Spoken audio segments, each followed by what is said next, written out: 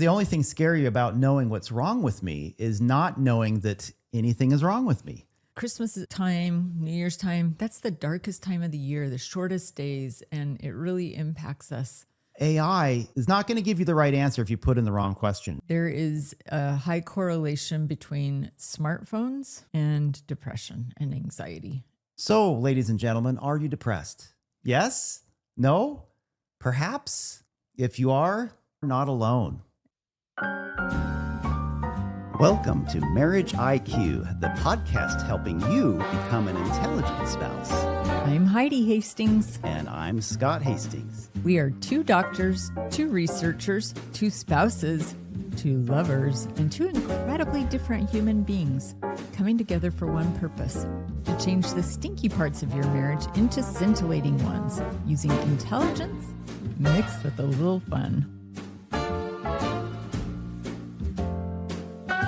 Greetings and salutations, everyone, fellow intelligent spouses out there. We're kicking off the fresh new year 2026 by talking about antidepressants. That's a little bit of a departure from the normal goals and starting fresh and excitement. Why did you choose depression? Well, let's look at it. Everyone else wants to talk about new year, new me, new you, new us, goals, goals, goals. Yeah, we teach them too on this podcast. Yeah. But we thought we'd be a little bit outside the box and talk about something that we haven't talked about. Maybe tap in a little bit more into the medical side of things that I do and things that I've learned about. I think it's actually a good choice because think about it. Christmas time, New Year's time, that's the darkest time of the year, the shortest days. And there are greater levels of depression this time of year. And it's more obvious. I think sometimes we can mask those with all of the lights and singing and excitement and events. And so why not? Let's see what you got. So, Heidi, Yeah. I want to ask you, Okay. people complain a lot to me about there's so many people on so many drugs Yep. with depression. Yep. Are we pushing too many drugs, or are we just getting better at diagnosing depression? Well, I would say neither. Can I give you my opinion? Yes. There is a high correlation between smartphones and depression and anxiety. And I think we don't get out in nature enough. We don't interact one-on-one with each other enough. But it's easier to have a scapegoat. Those Yeah, doctors, all they want to do Well, is prescribe drugs. That is That could be true. that That could be is totally true. That's irrelevant, legitimate. right? But if the depression is so bad that you're going to end up in a psychiatric ward, or that you're not getting out of bed to go to your job, or you're not interacting with your family, it's time for an intervention. Yeah. I mean, if you just have a little bit of the blues, I would say that's overkill. But I think we're living a lifestyle. This is my opinion. Most of us are living a lifestyle with the kinds of foods we eat, with the way we spend our time in technology, that levels of depression are significantly rising, especially I would say for teenagers and even children. And of course, as adults as well, that it is requiring a bigger intervention. Okay. My opinion, right or wrong? What do you think? No, I think that's true. I think there's a lot of things that go into this. I think that it's all above. I think, yeah, we might be prescribing too much, but there's also more depression. We're getting better at diagnosing it. All I know is when I see someone coming in who's really hurting, I don't want to kick him to the curb emotionally. And if there's something that I know can help him, I'm going to do it. Right. Right? I mean, it's just, why not? And if that's overprescribing, then maybe somebody needs to sit down with me and tell me what to do. Yeah. I actually struggle some with seasonal affective disorder. As do which I. is just if it's dark outside, it's gray, I just don't feel the best. Yeah. You know, a lot of people out there, a lot of you are secretly depressed. You may know it, you may not know it. Or your spouse. Or your spouse. Some people just don't know what they don't know. And so we're trying to educate, to uncover, to lead you into new things maybe you haven't thought about before. And that can be scary, but I am a seeker of truth. And you are too, I think, my love. Yes. The only thing scary about knowing what's wrong with me is not knowing that anything is wrong with me. Yes. And that has the worst outcomes, probably. Honey, as a frontline primary care physician, I do see a lot of people with depression in my office. Right. You do. And maybe that's because you were a psychology undergrad. You just have a little more understanding of it than the normal Maybe a little, primary more care sensitive. physician. Yeah. Yeah. So a lot of people don't really know what it looks like because they don't have that language, the right language to ask the right questions. And a great example of this, AI. We've all had an opportunity to experience it. Chat, GPT, Grok, all these other things. It's really brought this to the forefront. And we were talking about this a little earlier today about how AI is not going to give you the right answer if you put in the wrong question. Right. Or it's not descriptive enough. Yeah. Or they don't understand the context in which you're asking the question. So because of that, I think I can rest easy that my job is not going away. Okay. They're not inputting the best questions into ChatGPT in order to get the best answers. So they still come to see me because ChatGPT told them that their headache may really be brain cancer because of their... But it's a possibility. It's a possibility. Yeah. When they come in to see me, Yeah. I drill down on them. I ask very specific Exactly. questions. This is a new language we're learning here. Part of what we're doing here on this podcast is teaching you the language to know how to even ask so that you can have a more scintillating life together. You know, I ask patients during their annual physicals about, I do a screening for depression. Good. I ask, do you feel down, blue, unmotivated? Do you feel anxious? Do you not like doing things you normally do? Now, if they say yes to any of these, I ask them, do you feel like this is really overpowering? Is it something that you feel is not normal? Okay. Because it gives them a chance to think about it. It's like, okay, is this normal? Because every one of us experience depressive symptoms through our lives, anxiety, that's just part of life. But it gives them a chance to think, okay, is this above and beyond what I can handle? Okay. And a lot of times they say no, but sometimes they say yes. And this prompts me to go further and to give them a questionnaire of sorts, a mental health survey that they can fill out before they leave. And that further kind of drills down. These are instruments that have been validated scientifically. And that way I can see, okay, how much are we looking at as far as the pathology here with emotional health, mental health? And it helps me kind of weed through the depression, through anxiety, because sometimes people can have both, or they can have one or the other and parts of the other. And so I ask questions that really dig down on depression, anxiety, and then a screen for bipolar disorder, and then ADHD. Because again, all those have some interlinking with each other. And if I stop short and just screen for depression, I might be missing somebody's anxiety or bipolar disorder or ADHD too. You're so smart. Well, some of the time. I like that.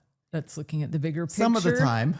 Bigger picture, trying to get a full understanding of what potentially could be going on. Yeah, so it helps me understand if these blues that they're going through is something more than that. Right.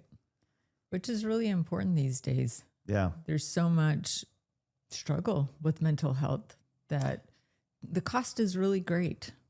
Yeah. And you're one of the places where the buck can stop. So that's why we're talking to you folks today. The depression and antidepressants, how they work, some side effects, a little bit about the brain. I don't want to get too far into the brain today, but just so you can have kind of a beginner's guide to the brain and to the hormones that are affected by that. So, ladies and gentlemen, are you depressed? Yes? No? Perhaps? If you are not alone. And if you have a username that doesn't actually show who you are, put it in the comments below. We'd really like to see in our audience what things we maybe can do future episodes on, what your needs are. You may feel broken, but remember, you're a human. As humans, we sometimes break. All of us do. That's not terrible. No. It's taking the long-term view. We are human. And depression affects marriage in a multitude of challenging ways. Yeah, we're going to be talking about that in the second part of this episode. So, folks, let's talk about some facts here. According to Hazen, the author in an article in the Journal of American Medical Association Psychiatry, states that about 20% of adults have or have had a clinically significant major depression in their lives at one point or another. And around 8 to 10% are considered clinically depressed in any given year. I would venture to guess that it's probably a lot more than that. That's what overall. I was thinking too. I was just going to say, what are your thoughts on those stats? These are the official data from the National Institute for Mental Health. Okay. But you think they're being conservative? Yeah, I think it's probably a little conservative or a lot conservative. Okay. But it's still a lot of people. Yeah. And depression really comes in a lot of forms. Yeah. Like just after having a baby, Yep. your first year of marriage, possibly, a parent or a child dies suddenly So or those gradually. are all situational kinds of depression. You've talked also about seasonal affective disorder, otherwise known as SAD. Yeah. Could be seasonally, could be hormonally, by month, Hormonal, that's another big one for sure. especially in women. Mm-hmm. Maybe life just looks a bit drab for as long as you can possibly remember. And it runs in your family Yeah. for generations. You may think you may be depressed, but you're not sure. You're pretty sure you're depressed. We're going to review what it is defined clinically and how it's treated clinically. So, how is depression defined? It's at least 2 weeks or more having either a depressed mood or a loss of interest or pleasure, and at least 4 of the following: significant weight gain or loss, insomnia or hypersomnia, meaning you can't go to sleep or you sleep too long, physical agitation or retardation. So you're just hyped up all the time or you just can't move. You can't get out of bed. Okay. Fatigue, feelings of worthlessness or excessive guilt, diminished ability to concentrate, and or recurrent thoughts of death. And that's when it gets really serious, that we need to very much pay attention. And Yeah. some help. So the first 2 is either you just feel depressed, down, blue, and or you don't like doing things that you used to like doing. Okay. And then these other ones, you know, the sleeping, the eating, the energy levels, things like that. Thoughts of suicide. You got to have at least 4 of those. So in the brain anatomy, because the brain is a very complex thing, so many billions of neurons and interactions. The main parts of the brain that we're going to be talking about with depression are in the medial and lateral prefrontal cortex. And part of that specifically is the anterior cingulate cortex. The limbic system, we've talked about the Yeah, limbic that's- system in the that's past. what- That's because it mainly deals with the anxiety that's created, stress. Limbic system, that includes the amygdala, the hippocampus. The amygdala is really that reactionary emotional center. The hippocampus Is that where we keep the memories? is where we keep memories from the past that trigger those sudden emotions. So they work together in that limbic system. And the hypothalamus is another part of the brain. They all play a role in mood levels, mood stability, energy levels, motivation, emotional expression. There are places in the brain for all of these things, for these tracks, these neurons. And sometimes we have more connections than others. And that's what makes us all unique, right? That's what makes us all who we are, the special person that we are, the special challenges that we have. Yeah. So there are some hormones. They're called neurotransmitters Okay. that play a role in mood regulation. You've probably heard of some of these. Big one is serotonin.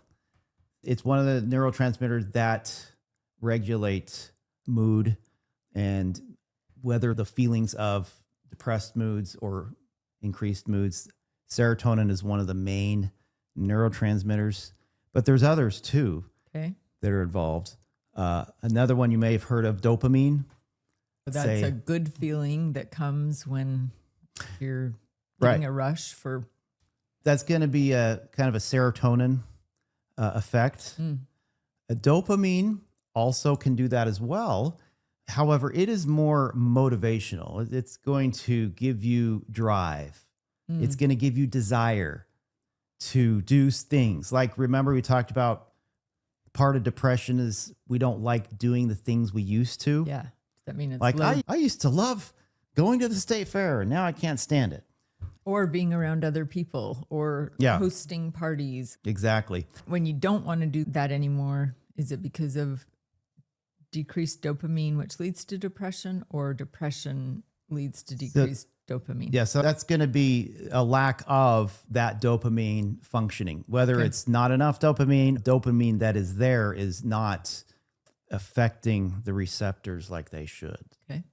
There's norepinephrine. What's that? That is really a neurotransmitter that helps regulate blood pressure. If your blood pressure is really low and you're in the ICU, they give you norepinephrine. But it also helps with fatigue too. So if people are depressed and they have fatigue, a little boost of norepinephrine can help with that part of the depression. This is why So this helps you get out of bed. medications such as certain medications that increase norepinephrine, so that helps with that fatigue part of the depression. It's not necessarily going to help you get out of bed. That's more the dopamine. That's more the motivation to get out of bed is more the dopamine. Okay. And then some other things, glutamate. I've not heard of that one. So glutamate is produced in the brain and it is a very inflammatory marker. So we don't want a bunch of glutamate in the brain. And so there are ways to help with that. This is more refractory depression that we'll get into, but that does play a role, these glutamate proteins in the brain that cause inflammation. Okay. Which leads to depression. Yes. Yeah. Okay. And then GABA is another neurotransmitter in the brain. The main effect for this is just to quash everything down. When we have people who have panic attacks, panic episodes, anxiety, we give them medications that increase that GABA, the effect of GABA in the brain, and that just really settles them down and just removes that anxiety. Okay. You know, alcohol does kind of the same thing. The problem with alcohol is it can cause other physiologic problems. And of course, the medicines we use for the anxiety can cause problems and addiction, unfortunately, because when you stop it, it causes a rebound reaction that makes you want it more. Ooh, maybe we should do another episode on some natural ways to do this later. Well, I do have a few things at the end. All right. And then lastly, endorphins. I put this in here. It's not normally in the list, but endorphins are important. Those are hormones created by our brains to kind of feel good. You know how after you work out, you know, heavy lifting, you do something strenuous, you kind of feel really good. Yeah. So those are some endorphins. I like to think of it as more the pleasure hormone. The dopamine is more of the desire, like I want. And then the endorphins, you're the top of the mountain, you're now having pleasure. Okay. Does that make sense? Sort of. On a very elementary level, yep. For people on drugs, the cocaine makes you desire. Heroin makes you just feel good all the time. You're comparing I think this is these. that's a decent analogy, I think. Yeah. And okay, so I'm going to group these up, these antidepressants. SSRIs, that's the most common one you're going to hear out there. Selective serotonin reuptake inhibitors. And these are the ones, the bread and butter of most antidepressants. They increase that serotonin, okay, so that kind of the feel-good sensation, but we have to be kind of careful. So there are names like Prozac, Zoloft, Lexapro. These are all SSRIs. They help with that anxiety by working on certain parts of the limbic system to help reduce anxiety, reduce rumination, Okay.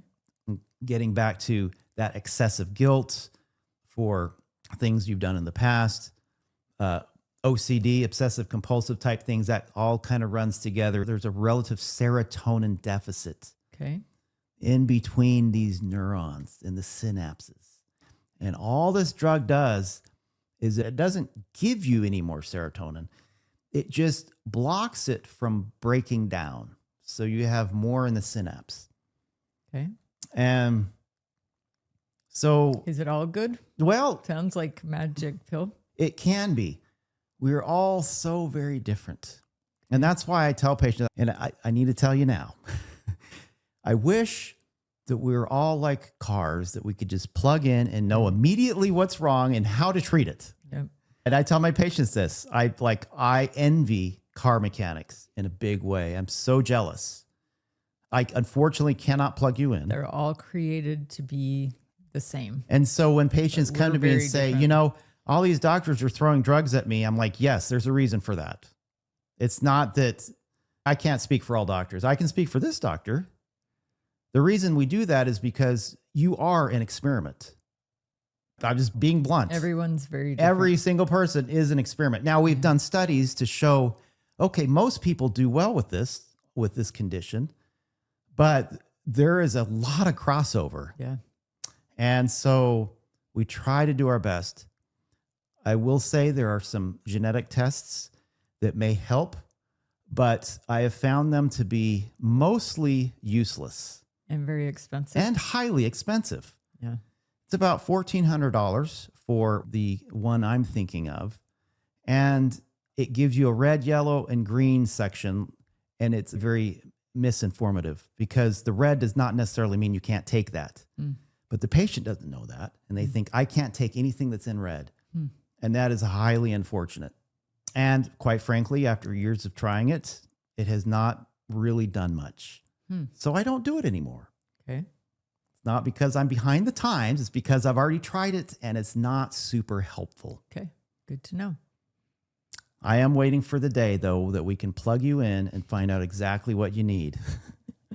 So with these SSRIs, usually they're pretty well tolerated. We might have to switch, move to another one, depending on side effects.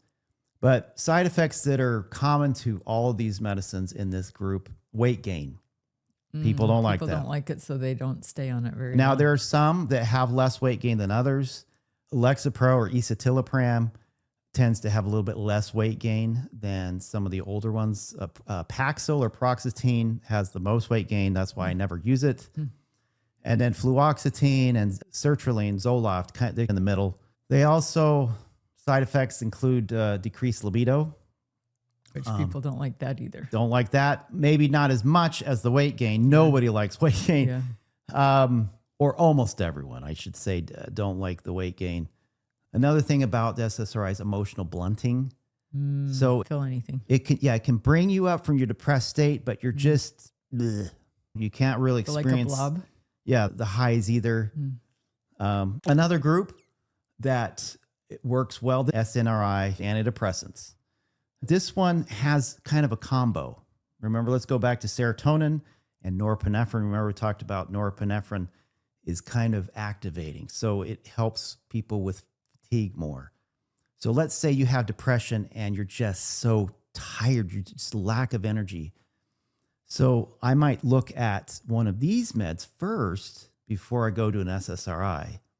So some examples in this class, Effexor, Pristique, Cymbalta, Savella, they increase serotonin and norepinephrine in the brain instead of just serotonin with the SSRIs. Okay, so this is going to be better with people who also have fibromyalgia and just that pain, chronic pain. Some side effects. It may also increase sweating. Even in younger people. Yeah, not Okay. everyone. It does affect weight gain, decreased libido like the SSRIs. It's just variable. It is variable. Some people do really well on SNRIs, where they had problems with the SSRIs. There's one that kind of sits in its own class. It's called bupropion or Wellbutrin, and that increases that dopamine, right? Okay. So The dopamine, motivation. that's the motivation hormone. If you're depressed and you can't get out of bed, Yeah. then we're going to be looking at that one a little bit Okay. stronger. Okay. Okay. And it's interesting. Sometimes we need to do both.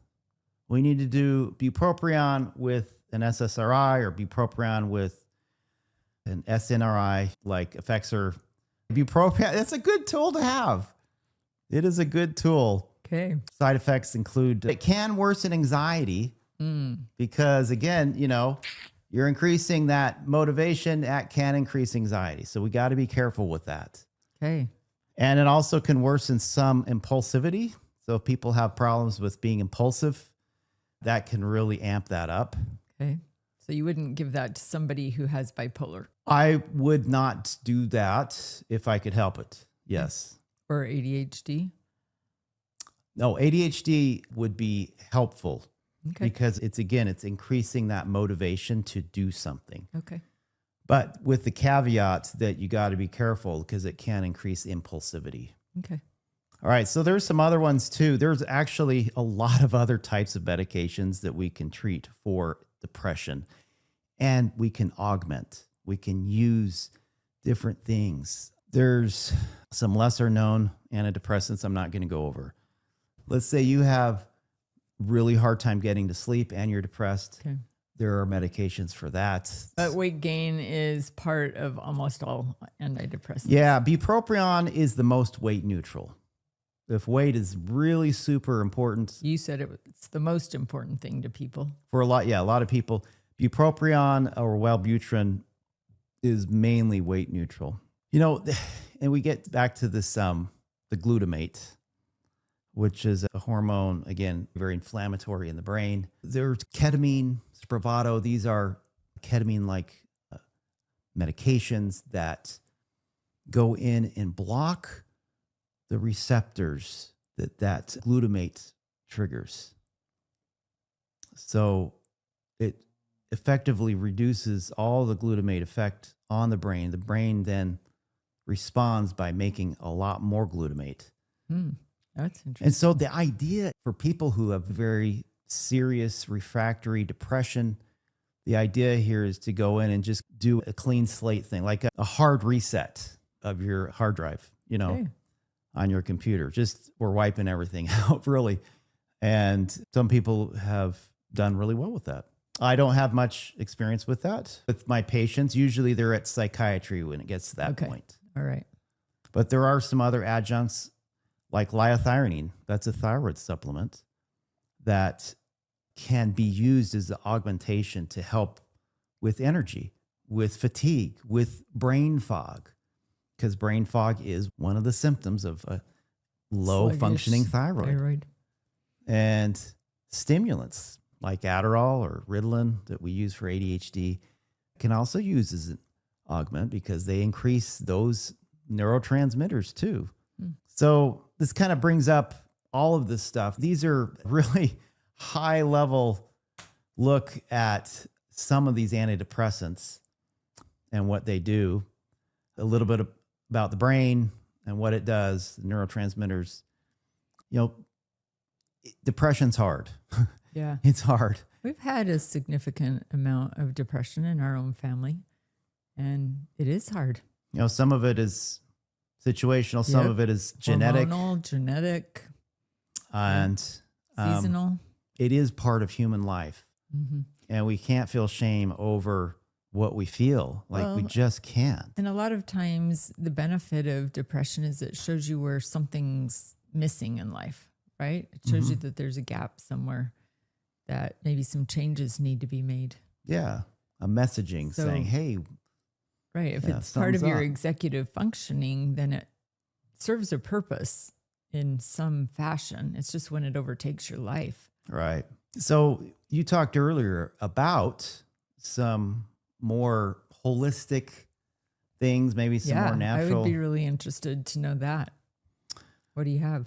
Well, I will say that the most studied natural supplement, I believe, is St. John's wort. Okay. There are some other supplements out there as well. They have not been studied as well as that. They don't have the funding that drug companies would have. Yeah. St. John's wort, SAMe is another one. SAM-E is over-the-counter supplement. And there are ways to look up dosing instructions and things online. Okay. Diet. Yeah.